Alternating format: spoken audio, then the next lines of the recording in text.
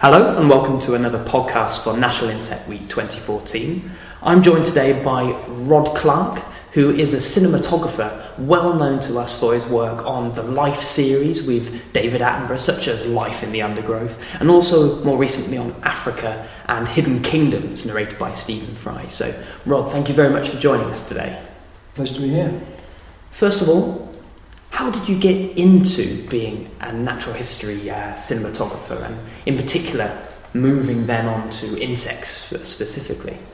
I spent a lot of time at university with a camera rather than a book.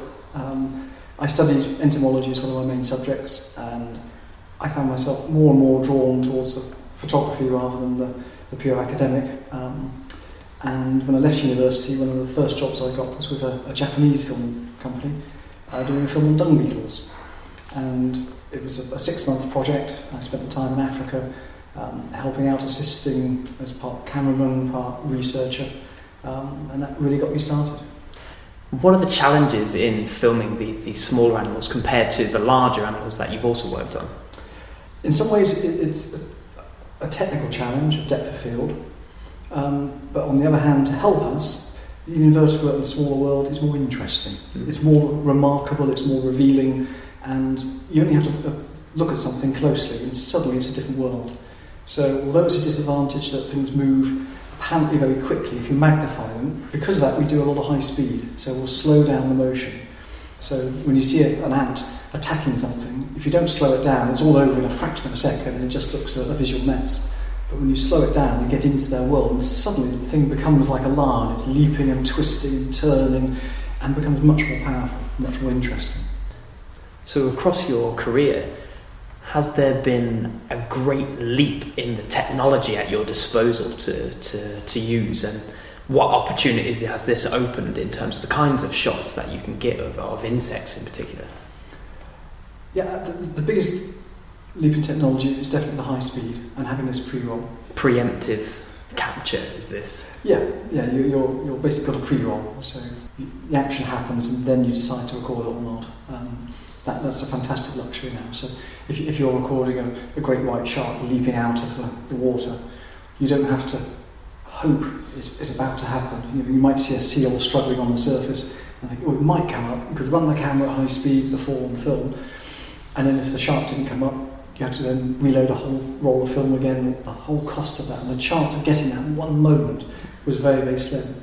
Whereas now, with the technology, you set up, you wait, and when it happens, then you record it. So that's the biggest technology change. There's obviously new, more sensitive cameras. One of the big problems for insects is that you're magnifying them. You need a lot of light to do that, to get the depth of field, to see enough in focus. And if the camera isn't very sensitive, then the animal cooks. There is a famous sequence, which I didn't shoot, of a ladybird in mid-flight bursting into flames because it was under such bright lights that by the time it was flying and they got the shot, it exploded. Well, not very nice for the ladybird, but quite a cool shot. It was quick. Over in a flash. Apart from the slow motion and the high speed cameras, what is on the horizon that will really give you a new opportunity to do something exciting? There is a system used in stills photography at the moment called auto montage. And so with an insect, one of the big problems is the depth of field. You might focus on the eye but not be able to get the wings in focus. With this system on stills, you can actually segment the animal, and you literally take each picture in a different plane, and eventually you put them together in the auto montage software. So suddenly your soft fuzzy head becomes a complete insect with every hair and the whole thing in focus. Now, if we could use that system for video, that would be an extraordinary breakthrough. And there are people working on it. It's not there yet, but when it is, you'll have a completely different look to the world. Because you don't want to magnify everything and just see an out of focus background that doesn't tell you anything about it. It's nice to know this is the habitat, this is where the animal lives. Gives you a lot more information. So this is your tip for the future of cinematography and natural history? Yeah, well, ironically, it all depends on the style of the programme, because sometimes you'll want to show that habitat, you want to show the beetle and all its surroundings. Other times you'll deliberately throw it all out of focus because it looks prettier. And very often the films that have the most emotional response, that people think are the most beautiful, have the least in focus. So you'll see some beautiful shots of an alpine meadow and a small butterfly flitting through, and just the butterflies in focus. Everything else is just a soft, out of focus dapple of light, and that sometimes is a lot more powerful than actually seeing everything, because your mind fills in the gaps, and just the out of focus flowers, they evoke summer and a feeling of the habitat, even more powerful sometimes than just seeing the whole picture. So we use different techniques for different feelings, I suppose you'd say. So we're straying into the artistic the nature. Artistic, yeah, well, yes. There's definitely two sides to cinematography. So do you have a particular style? Have you developed a style? And if you don't want to describe yourself, have others told you have a style?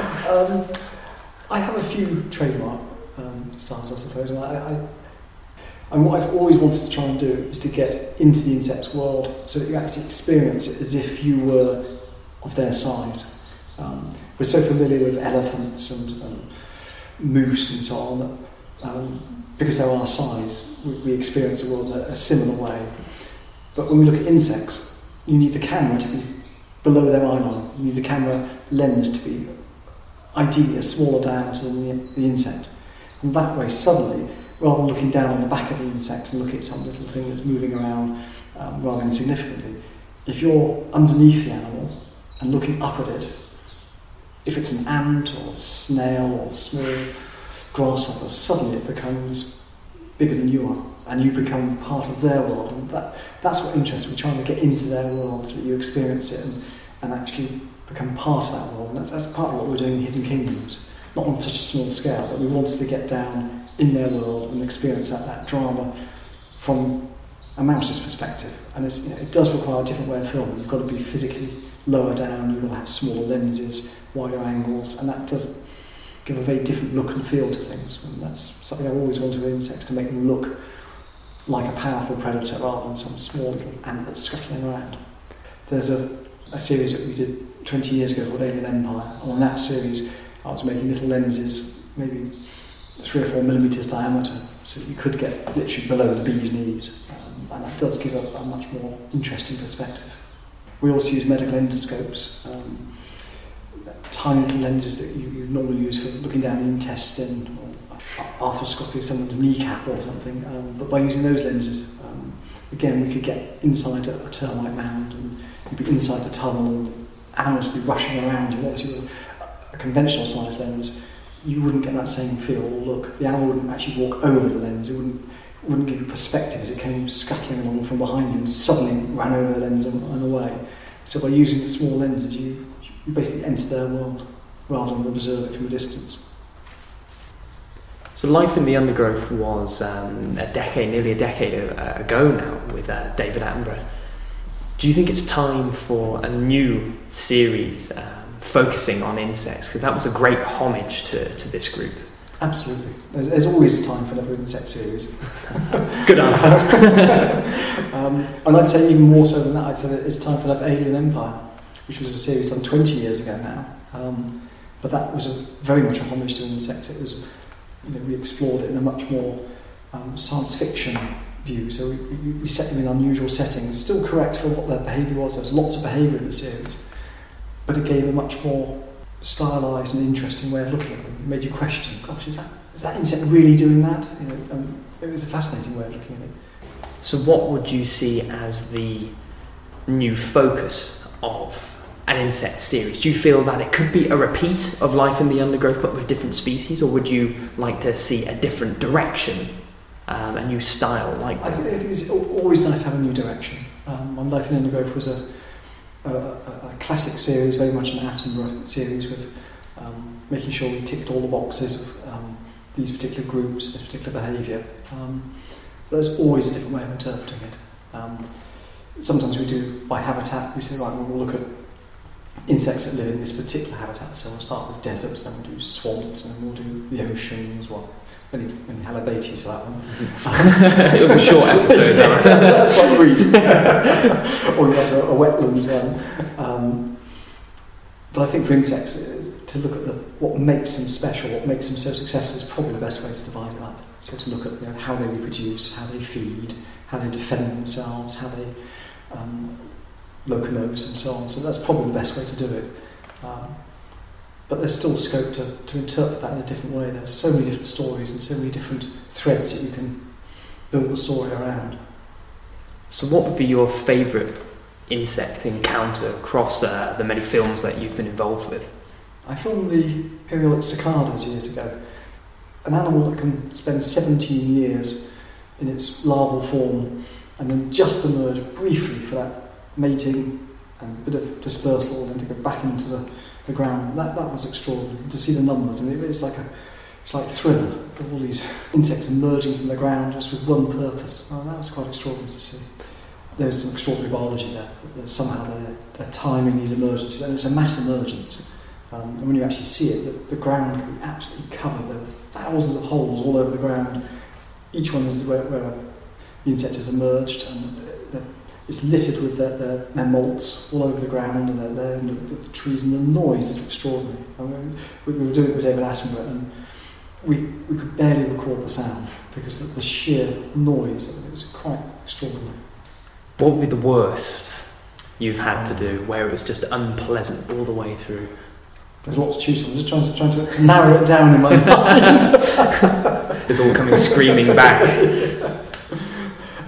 It would be something involving biting insects. If you go to Florida, the Everglades at the wrong time of year, you will be almost exsanguinated from the mosquitoes. And there's no escape. You can cover yourself in a veil, but you've still got to be able to look through the camera, and everywhere you touch, they get through and bite.